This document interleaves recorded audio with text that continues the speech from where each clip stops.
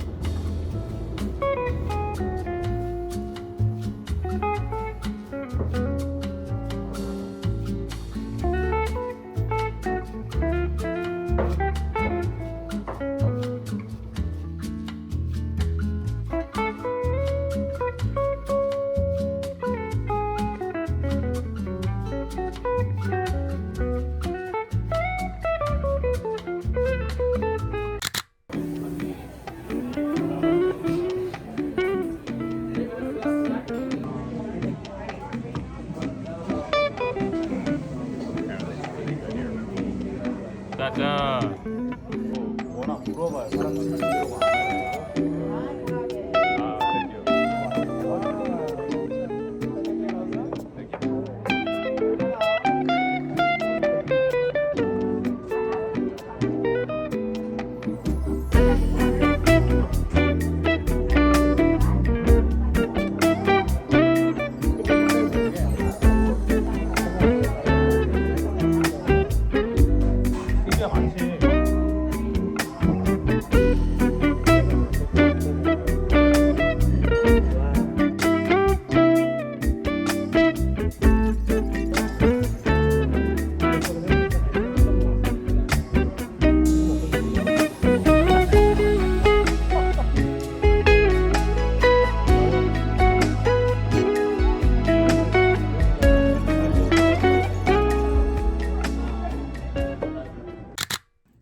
I have a problem. I just noticed that I don't have my Harpo Paris necklace on me. Oh man, I think it fell out while I was running. Because I ran on Hudson this morning.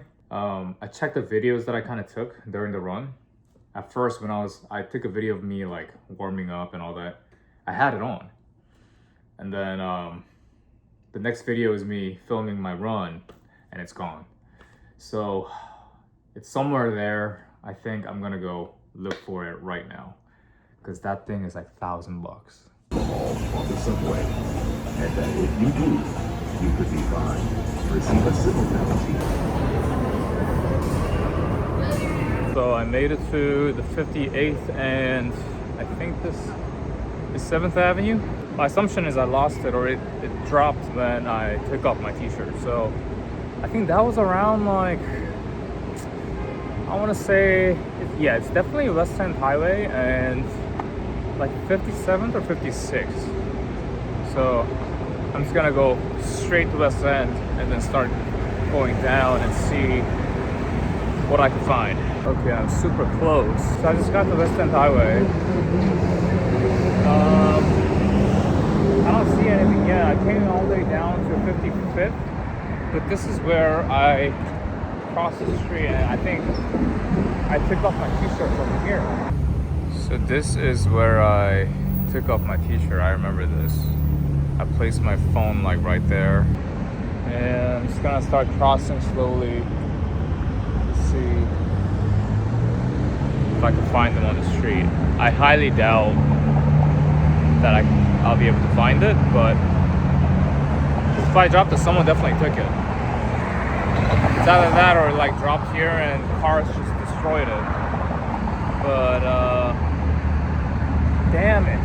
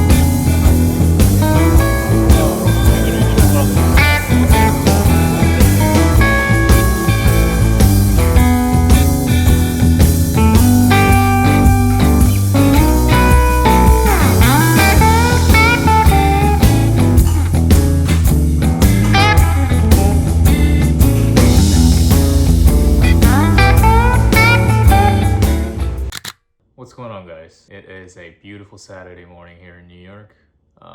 It's 11:45, almost noon actually. I realized that I posted 2 videos on YouTube already and I didn't properly introduce myself. So I kind of wanted to do that today. So here it goes. My name is John. I am currently a full-time content creator here in New York.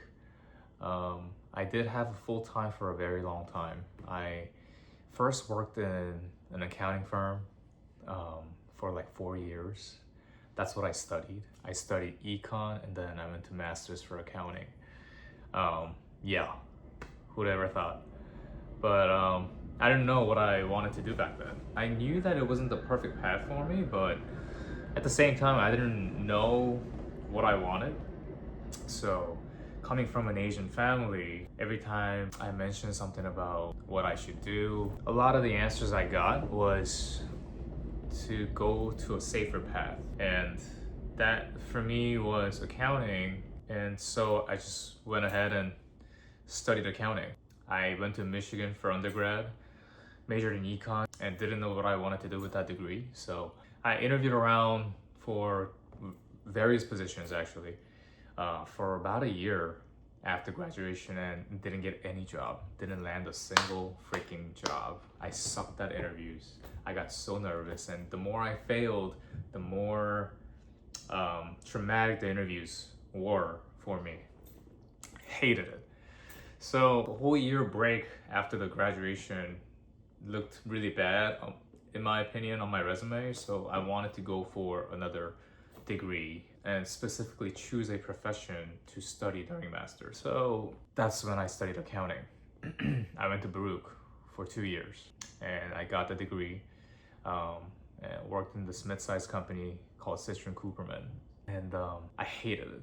The moment I got in, I knew it wasn't for me. But then again, like I said before, I didn't know what I wanted at the same time. So I stuck through it and realized more and more that wasn't the life that I wanted. It just didn't work. You know, I love meeting people. I love experiencing new things. I don't like the mundane daily life. And the worst part about accounting, I was in a tax department. The worst thing was you get to look at so many financial statements from all these individuals. God, the incomes that they earn. And here I am sitting in my cubicle trying to go through all these financial statements for these individuals to help them with tax. And that really just hit me. I was like, what am I doing? Why am I doing this? Looking at other people's income, feeling bad about myself. And then I realized that I love fashion, I love clothes, I love accessories. So I started looking for jobs, whether it was a retail job or, you know, just sales. And I saw Moscot. Moscot was hiring. I've been a huge fan of this brand prior to this whole thing. I've had their frames without any lenses in it. I used to wear them just to look cool. And so they were looking for a sales position and I applied. And I interviewed and I remember saying, hey, I have a huge passion for this brand. I don't just want to be sales. If there's any opportunities, I want to take it. Just help me out and I'll do my best. And they hired me and I was one of the top like salesmen over there and, you know, loved what I did. But at the same time, I got a huge pay cut. So having a high salary at my corp job to now getting wages was a nightmare. So I stuck through it for like a year and then mentioned it to my director and, you know, everyone else that could potentially offer me another position for me to be moved up another level in that company. And finally got to a position called field manager. I think it was a new position for them because Moscow was also kind of growing rapidly back then when I started. They only had like 3-4 shops in New York and nowhere else in US. And now since I was there, we have now over like 12-13 shops. So we opened a lot. So everything was new. My position was newly created, but basically I was managing all the retail shops in US. All the North American shops I managed the managers, and then I started to go into like payrolls and HR stuff too. Every part of department needed some kind of help. And so I started to manage all that and got to a point where I wanted something new, but I couldn't figure out what that would be in Moscot. And during that whole period, COVID happened. And during COVID, I started to like post certain things just for fun because I was just home all day. I saw some reactions. It was good reactions from, you know, from the post. And so I was like, huh, like maybe there's potential there, but I didn't think any further than that. Yeah, I mean, that started to grow more and more while I was kind of contemplating whether to leave Moscot or not. And at the end of the day, I was making more on Instagram than what I was making in Moscow. And that to me was the decision maker of me letting go of my full-time to then go into Instagram and content in general full-time as a freelancer. And it's such a big step for me, and even though I'm trying to get used to the whole freelancing world, but that's how I got into this whole thing. But yeah, just wanted to introduce myself properly on this video. With that being said, let's start the day. Alright, so I picked up 2 items. This one, I picked up both medium and small. I didn't know how tight this was gonna be, but it's a nice like oatmeal color. Very nice. And you guys know I love Henleys. And then this one here, I needed some like light summer pants, and this one is very light and thin, very breathable. It's almost like a linen pants. So let me try these on. That's the medium.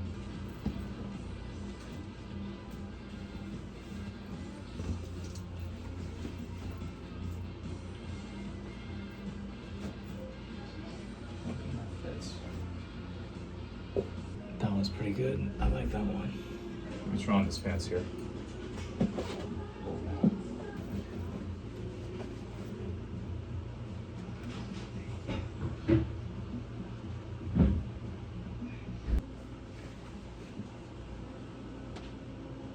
This one's a size 30. It's a little big, but that's what it looks like. I just put a belt on.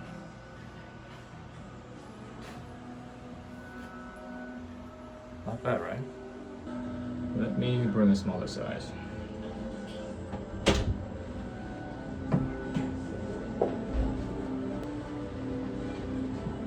didn't have them. Let me just change back and just double check with the staff here.